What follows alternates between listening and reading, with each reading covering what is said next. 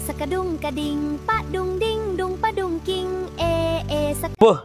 Saga aku kunci hilang. Tapi yang masalah dia dah settle, dah dapat kunci. Tak sampai 10 minit. 400. So perlukah aku marah?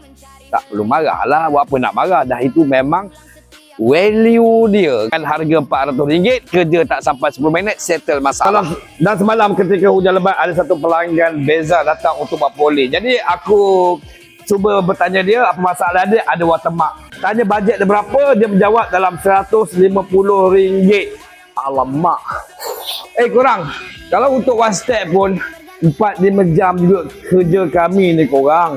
Jangan buat gila korang. Kalau tadi 400 tak sampai 10 minit, ini 4-5 jam. Korang kena fikir korang. Kalau pergi belajar kursus pun 3 hari berturut-turut, belum tentu habis lagi ilmu yang kita pelajari.